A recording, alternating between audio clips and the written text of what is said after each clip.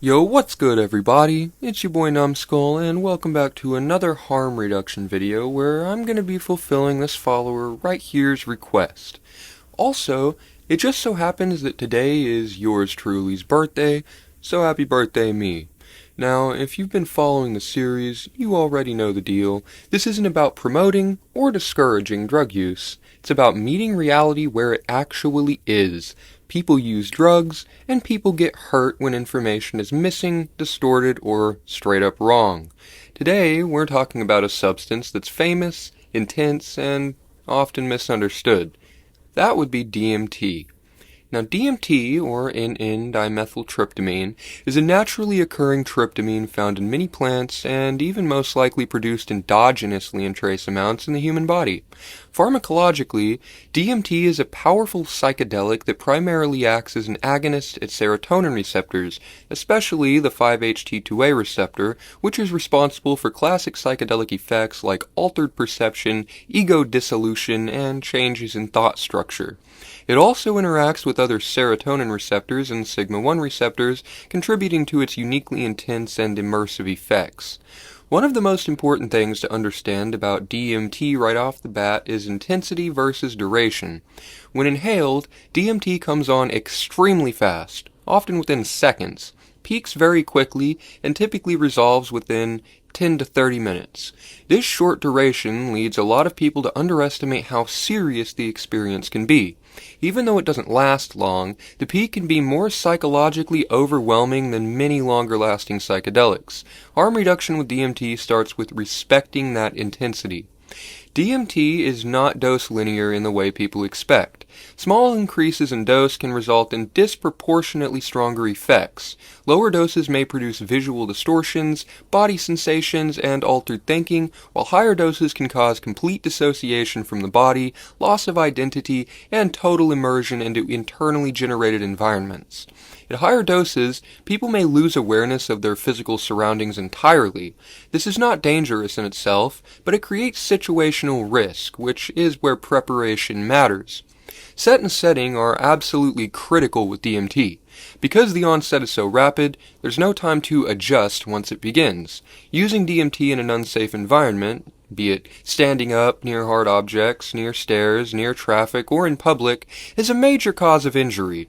Harm reduction means sitting or lying down in a secure, comfortable space where falling, rolling, or sudden movement won't cause harm. A calm, familiar environment reduces panic and physical risk. Having a sober sitter is also strongly recommended, especially for higher doses. During peak effects, a person may be unresponsive, unable to speak, or completely unaware of their body. A sitter's role is simply to ensure physical safety, preventing falls, keeping the space calm, and intervening only if necessary. The sitter should understand that the person may not recognize them or respond normally, or even be capable of hearing them at all, and that is temporary. DMT should never be mixed with MAOIs unless someone fully understands the pharmacology involved. MAOIs dramatically change how DMT is metabolized and can turn a short-acting experience into a much longer and much more intense one, with also significantly increased risk. DMT should also not be combined with other serotonergic substances such as SSRIs, SNRIs, tramadol, MDMA, certain depressants, or supplements like 5-HTP or St. John's wort without understanding serotonin toxicity risks. Serotonin syndrome is a medical emergency and can include agitation, confusion, muscle rigidity, tremors, overheating, and rapid heart rate. Mixing DMT with alcohol, benzodiazepines, opioids, or other depressants increases the risk of confusion, loss of coordination, and aspiration if nausea were to occur. While DMT itself does not suppress breathing, impaired awareness combined with other depressants increases overall danger. Simpler combinations are safer combinations, and for many people, DMT is safest when taken alone. Physical safety also includes body awareness. DMT can cause intense changes in body perception, including the feeling of leaving the body entirely. People may tense muscles, shift position, or vocalize without realizing it. This is another reason to be seated or lying down, and to avoid restrictive clothing or unsafe positions or places. If nausea occurs, staying upright or on your side is safer than lying flat on your back. Mental health considerations matter a lot with DMT.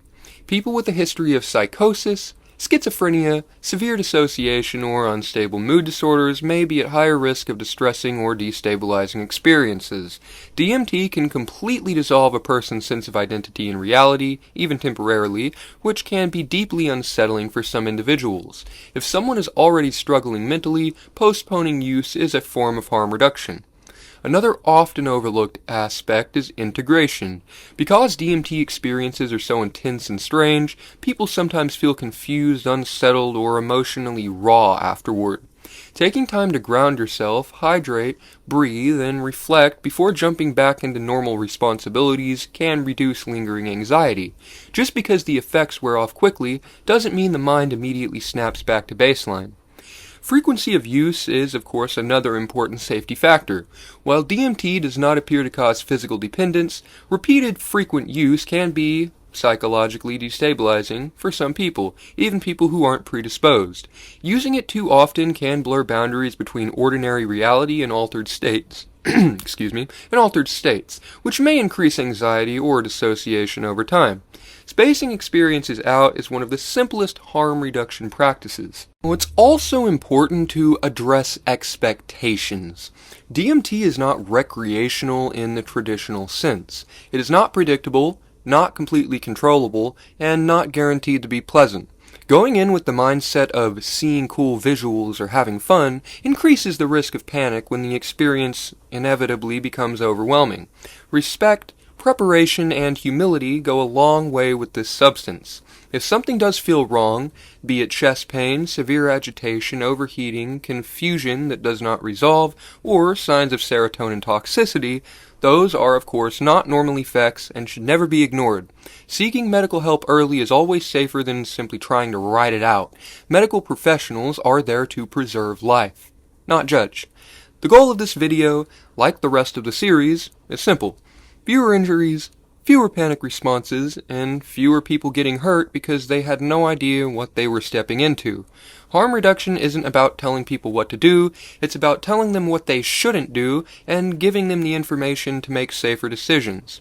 If you choose to use DMT, understanding its intensity, respecting set and setting, avoiding dangerous combinations, and preparing your environment are the best ways to reduce harm. If you found this video useful, drop a like, consider subscribing, and turn on notifications so you don't miss future harm reduction or otherwise entries. If I missed anything important, throw it in the comments so we keep this information accurate and up to date. Stay grounded, stay informed, and most importantly, stay safe out there. And with that, I will see all of you in the next one. Peace!